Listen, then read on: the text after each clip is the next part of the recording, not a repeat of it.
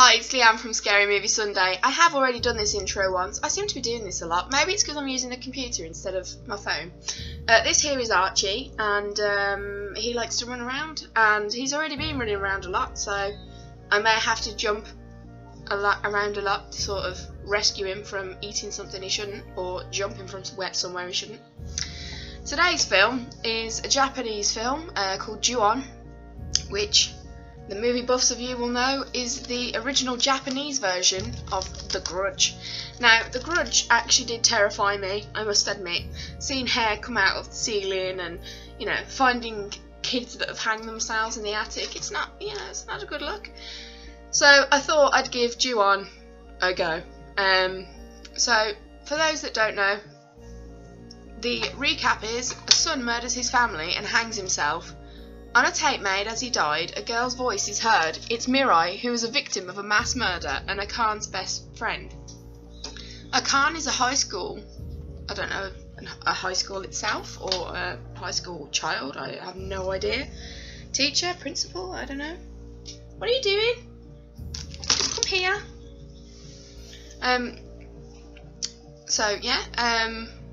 Now the Japanese originals are usually a lot better than the American remakes.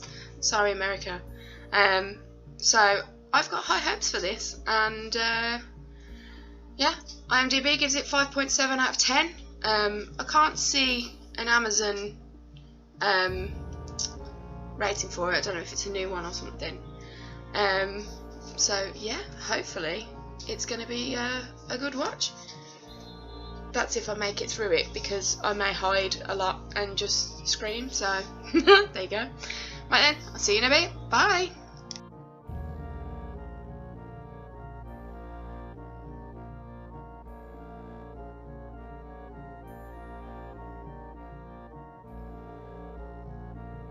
Hello, it's me again. It's actually evening now, and if you can hear the screaming from next door, I promise nobody's getting murdered. It's just the children next door, they like to scream an awful lot. Okay, so I did watch my film this morning, but then hunger took over and I needed to go out and get something to eat. So here I am now doing my review for Ju-On, The White Ghost, also translated to The Grudge. So those of you who did guess on my Scary Movie Sunday page, you were right. So yeah, from the introduction, I was really excited about this film. I thought it was going to be like crap your pants scary. I mean, there are a couple of jump scares and stuff, but it wasn't anywhere near as terrifying to me as the American version, which, although it disappointed me a little bit, I was kind of glad really that the Americans have actually made something that is scarier than the original. So let's get started. Oh, dropping things. I haven't got a Daegu with me this time either. He's in bed. It's late. Okay, so the opening explains the phrase Ju-On, which is a curse born when a person dies in rage, and then it connects to the next person, and then something happens to them and they die in rage, and it carries on. It's delightful. Okay, so the opening scene is a guy who is in a tree. He's hanged himself. We'll get on to the whole process of that later. But you see him looking down. Well, facing, should I say, down. And there's this sports bag. And the bag kind of unzips itself. And then you just see these things kind of come out of it. And it's like, it's the hair. And it's kind of like, I can't really describe it with my hair, but basically the hair has a mind of its own, and then it sort of cuts to black or fades out or whatever. And then the next shot is of a guy who delivers cakes. I think it's Nancy's Cake Shop or something like that. But anyway, I did notice that the delivery guy, he was dressed up like Father Christmas, which is amazing. If the guy who delivers our pizzas dressed up as Father Christmas around Christmas, that would make takeaway so much more fun than it already is. But also, his little motorbike thing had like this cover over the top of it and like a trunk in the back, which I thought was really good. I digress slightly. So this guy goes to the gate, the front gate. The doorbell wasn't even on the front door, which I thought was a bit weird. It was on the front gate to the house, but it wasn't like, you know, your massive steel gates where you have an intercom. It was like your little 3-foot tall fence. It was bizarre. But anyway, the door opened by itself, which, you know, obviously is creepy. And he goes up to the door and he's like, hi. And this lady says, sort of like, hey, as in, yes. I'll be right there. I'm a bit tied up at the moment. And he's like, okay. And he sees her sort of say, here's the door. She kind of looks out of the door and then goes back in. But then she keeps doing it, and you're just like, okay, this is a bit freaky. So this chap, like anybody with a brain would do, obviously went to investigate why this woman's acting freaky.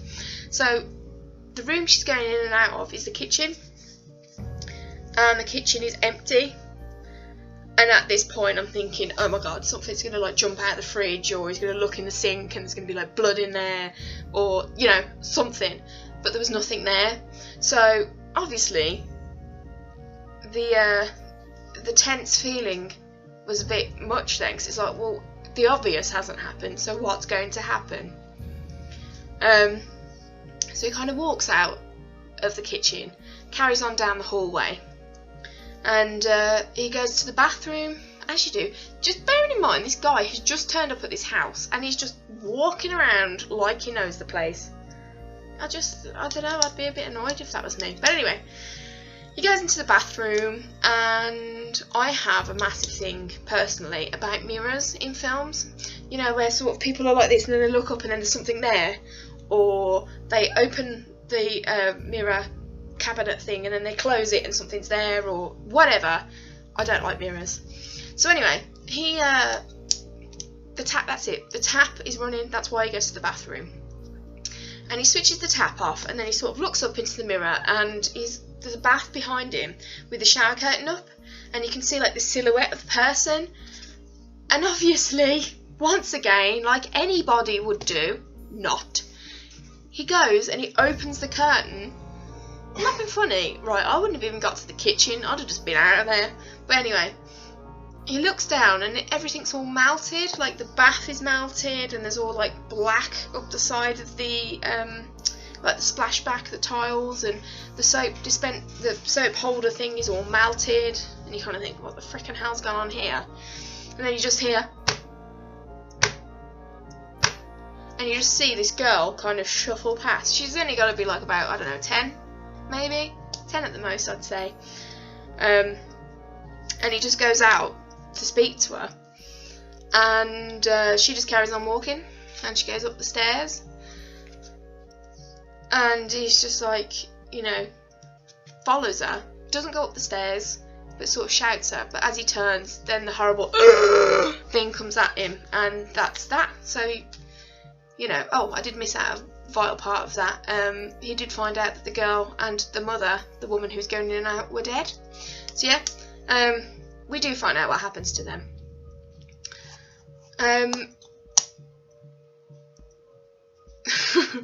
Sorry.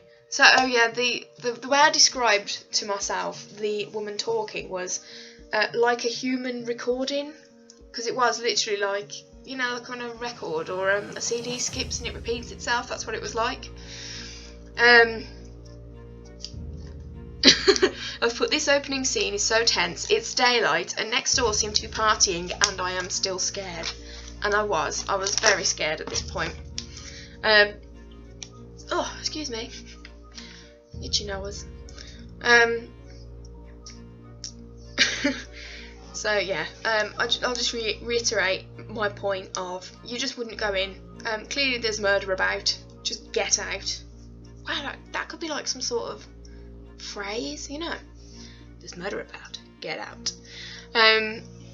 Okay, so in the description at the beginning of this video, I was trying to figure out what Akane was, and Akane is a high school girl, who turns out she knew the little girl in the first section, basically, Akane's at school with her girlfriends, and they ask her to do a Ouija board with them. Ouija, whatever. And it's all in Japanese. It's so cool. And they have this penny, and they're sort of talking about the fact that her dad got murdered, and it's all interconnected. And they spell out this name of this girl. I did write it down, Mirai. And Mirai is the name of the girl who the cake delivery man saw. There you go. But mirrors are a great tool in horror. It's an everyday item which can turn sinister very quickly. Because this Akane, she's in the toilets at school. No, not her. One of her friends. Sorry. After they'd upset her, talking about her dead dad. You just see this Mirai walk behind her, and she like follows her into the toilet stall. That's invasion of privacy, but anyway. And she opens it, and she's not there. And it's just like, ugh, if you hadn't have seen her in the mirror, you'd have been none the wiser that this freaky ghost thing was behind you. So, I then put family has moved into the murder house.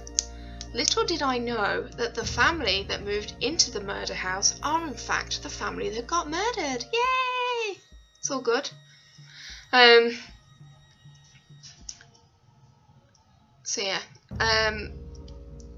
stuff happens. There's about, I can't remember if there's like 4 or 5 different stories that are all interlocked. You've got the story of Akane, the girl who lives next door to Murder House. The story of Mirai, who's the little girl who lives in Murder House. The delivery guy, he has his own little story. And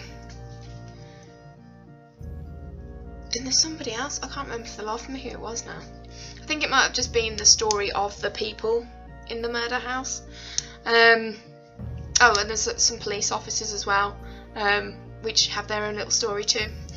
And it is, I thought it was really interesting how all the stories sort of mingle together, and different explanations of different parts of it came through, so it did make you want to keep watching the film.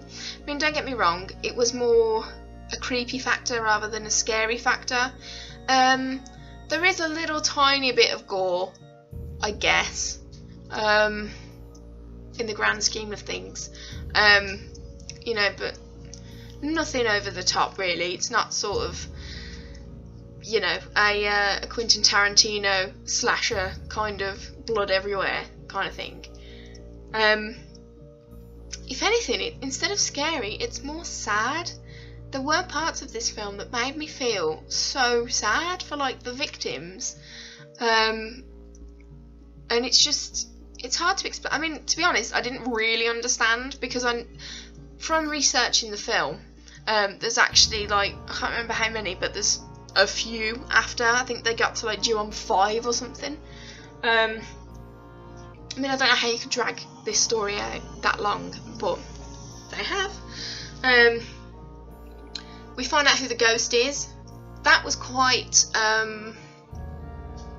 what's the word? Like, you know, in the Sarah Michelle Gellar version, and you have the hair coming out the ceiling and all that business, and you hear the noise, yeah? We find out who that is in this film. And also I'd like to point out that the American remake is nothing like this film at all. I don't know if it's based on one of the sequels, but nothing like this film.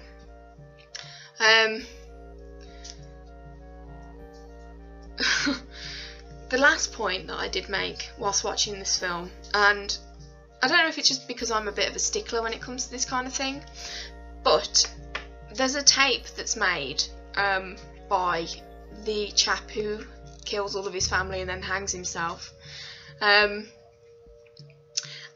he records something on this tape, and then he's got like his step ladders and his noose in the tree or whatever, and the noose is really long. It's like the same length as him just standing on the step ladder, and he steps off the step ladder,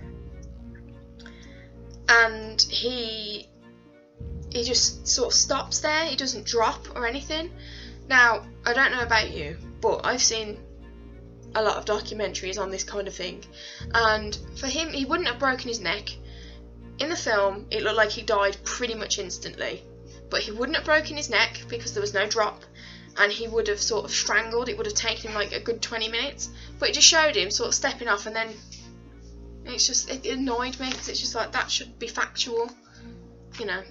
But anyway, I think for this film, I mean, IMDb gave it 5.7 out of 10, and I'd be inclined to agree actually. Sort of, you know, 5 out of 10 maybe, 5.5. Wasn't really a scary film. It was more, it was an interesting film, a good viewpoint, and like I say, it was more sad than anything else. I would give it a watch, especially if you've seen the American remake, just to see how it differs. But yeah, I think I'll go with a 5 out of 10 for this one. So yeah, I hope you have had, because it's quite late now, a Scary Movie Sunday, and I will see you again next week. Bye!